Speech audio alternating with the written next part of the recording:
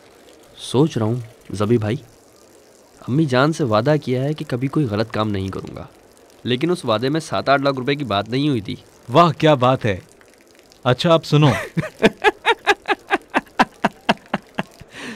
हाँ भाई, हंसी आ रही है। हाँ तो उस लड़के का क्या होगा, वो जो उधर मार्केट में सोता है, उसका नहीं सोचा तुमने? उसका क्या करोगे?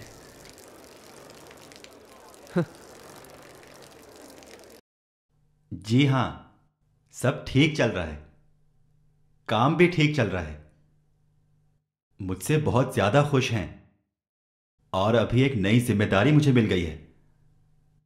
जी, वो क्या कहते हैं, मैं तमाम अकाउंट्स और फाइनेंस डिपार्ट का इंचार्ज भी बन गया हूं। जी जी, पैसा तो यहां बहुत होता है।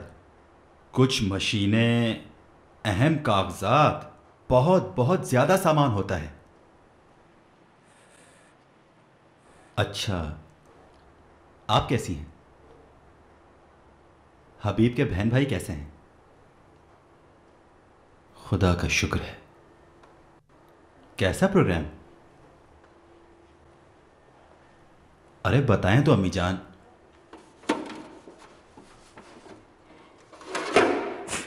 अच्छा चलें, आपकी मर्जी। मुझे भी आपकी बहुत याद आती है। ठीक है, नाज़गुल को मेरा सलाम कहिएगा। खुदा हाफिज, खुदा हाफिज। कोई यहाँ पर है क्या? मैं तो सोचा था यहाँ पर कोई भी नहीं होगा। यहाँ आओ, आओ।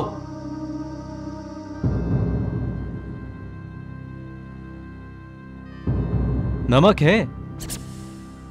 नमक, हम आलू बना रहे हैं। You have salt? नहीं है। ठीक है।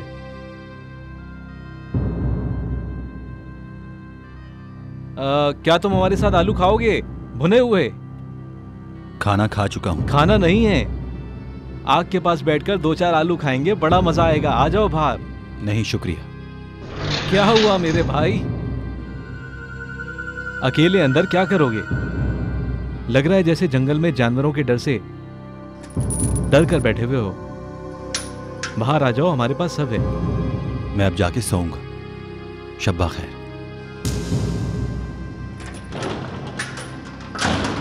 अरे देखो कैसा डरपोक है ये लोग शहर के लोगों से डरते हैं। ये समझते हैं कि हम जैसे इन्हें खा जाएंगे।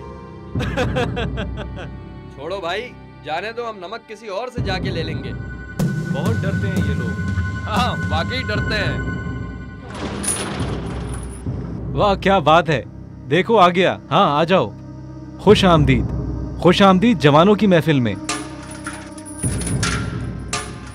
अंदर ऐसा क्या है जो खुद को बंद करके रखा हुआ है? जाओ तुम जाकर देखो चौकीदार के पास नमक है क्या। कहो हमारा मेहमान आया हुआ है।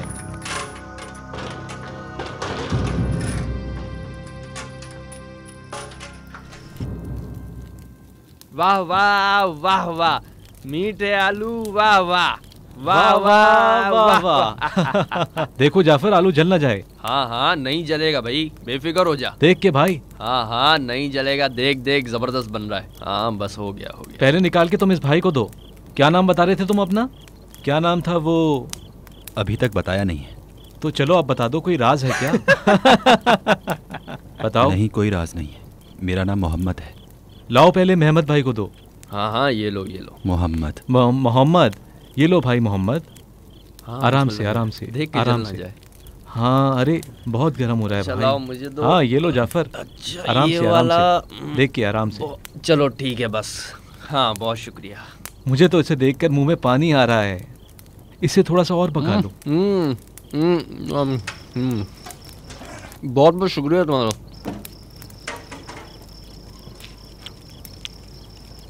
किसी और शहर से हो? हाँ। बहुत बार तुम्हें देखा है, मार्केट के बाहर झाड़ू लगा रहे होते हो। तुम जवान हो, तुम्हें शर्म नहीं आती झाड़ू देते हुए? मेरा काम है वो। काम तो है, मगर काम इंसान की बराबरी का होना चाहिए। अगर तुम्हें झाड़ू देनी थी तो तुम अपने ही शहर में झाड़ू दे सकते थे। तेहरान एक ख़ास जगह है। कैसी जगह? जहाँ लोग कुछ बनने के लिए आते हैं। और तुम वहां से सिर्फ झाड़ू देने के लिए यहाँ पर आए हो। शाबाश है भाई तुम्हें। किसी ने फिरदौस साहब से सिफारिश की है? नहीं। मतलब बस तुमने आकर नौकरी मांगी और उन्होंने रख लिया? हाँ, और क्या। मुझे काम चाहिए था, उन्होंने कहा ये काम है, मैंने कहा ठीक है।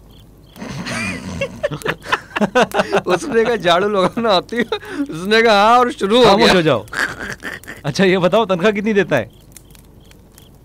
पता नहीं है, कहा काम करो फिर बताओ। मतलब पहले तुम झाड़ू लगाओगे फिर वो तुम्हें तनख्वाह का बताएगा। कह रहे थे काम करो, देखूंगा कैसा काम कर रहे हो फिर तनख्वाह बताऊंगा। खामोश रहो, उसकी बात सुनने दो। काम करो फिर बताएगा, मतलब उन्होंने झाड़ू देना तुम्हारे लिए इम्तिहान रखा है। तुम बहुत बेवकूफ हो। तुम्हारे जैसे जवान इस शहर में ऐसे भी हैं जिनके पास गाड़ी भी है। कितनी उम्र है तुम्हारी? तुम अपना बताओ, 20 लाख की कार तुम्हारे घर पर है क्या? मैं इस काबिल हूं और मैं ये कर भी सकता हूं, लेकिन अभी किस्मत खराब है। वो क्या कहते हैं जो सर पर आकर बैठ जाता है और गोल्डन चांस। हाँ वही गोल्डन चांस। जब गोल्डन चांस आता है तो किस्मत खुल जाती है और तुम्हारे जैसा आदमी भी खुशहाल हो जाता है। ए मेरे गोल्डन चांस, ए मेरे खुदा, जो चांस तुम्हें मिला है अगर मुझे मिल जाता तो। तुम्हारे पास मौका है पर हिम्मत नहीं है, मेरे पास हिम्मत है पर मौका नहीं है। हमारा फर्क बस यही है। अभी तो तुम कह रहे थे कि झाड़ू देना मेरे मयार के मुताबिक नहीं है। झाड़ू देना तुम्हारा काम नहीं है और ना ही तुम फिरदौस साहब के मार्केट में काम करने के लायक हो। अगर मैं तुम्हारी जगह होता, अगर आज रात में तुम्हारी जगह होता तो फिर कुछ नहीं, जाने दो बस। अरे ज़मीन भाई बता तो दो इसको, कोई परेशानी थोड़ी है। वैसे भी इसको बताना कोई गुनाह थोड़ी होगा। क्या मालूम होना चाहिए? कुछ नहीं।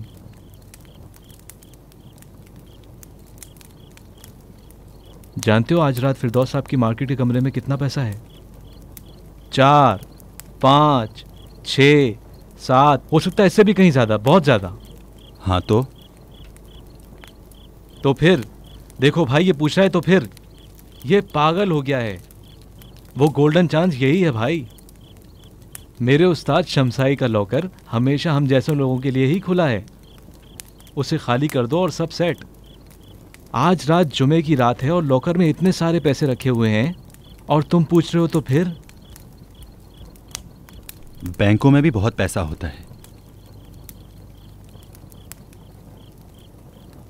होता है, लेकिन बैंक में चौकीदार होता है, कैमरे लगे होते हैं, उसका लॉकर भी मजबूत होता है, बंदूक होती है, अलार्म होता है।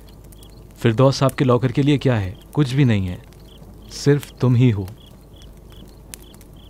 देखो अगर आज रात तुम हशमत फिरदौस के लॉकर को खाली कर दो और यहां से भाग जाओ तो बताओ क्या हो जाएगा?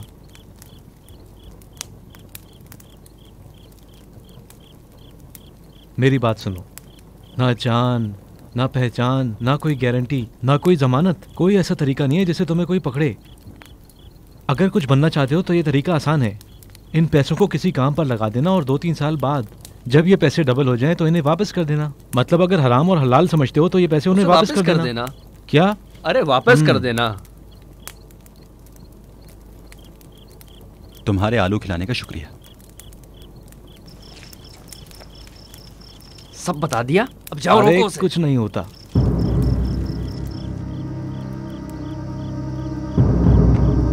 सुनो मोहम्मद भाई, ये जाफर ताला खोलने में बहुत माहिर है। 3 सेकंड में लॉकर खोल देगा। इतनी देर में हम अपना काम कर लेंगे। कुछ हिस्सा तुम हमें दोगे क्योंकि हमने ये सब तुम्हें बताया है। मैं तुम्हारे लिए टिकट खरीद लेता हूँ, बस अड्डे जाओ और गायब हो जाओ।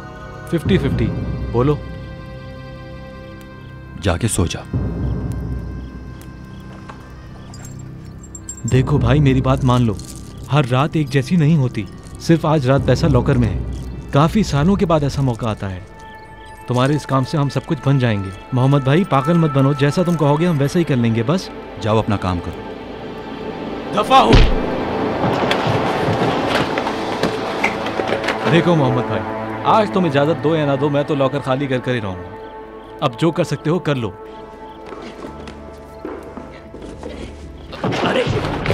भाई।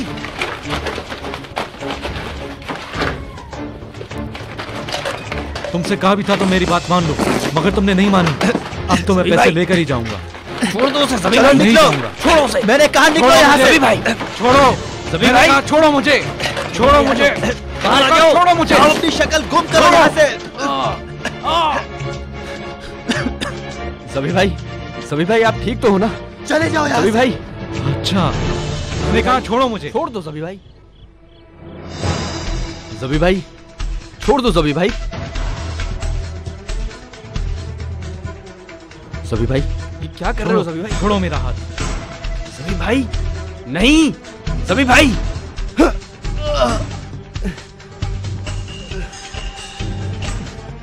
सभी भाई ये क्या कर दिया सभी भाई आपने? आपने हमें बर्बाद दिया सभी भाई। भागो यहाँ से। या मेरा अल्लाह। मैंने कहा भागो यहाँ से। सभी भाई ये तुमने क्या कर दिया सभी भाई? सिपाही आ गए सभी भाई। सभी भाई भागो जाफर, भागो भागो।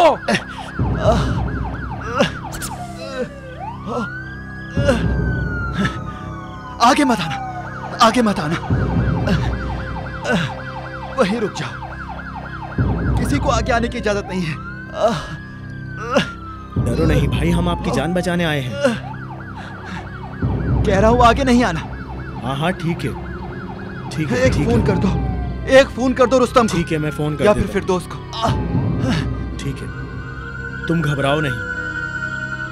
जब तक वो नहीं आएंगे मैं अंदर आने नहीं दूंगा। हाँ हाँ ठीक है ठीक है ठीक है। जल्दी से तुम फोन कर घबराओ दो। नहीं। ठीक है मैं कर रहा हूँ, मैं कर रहा हूँ।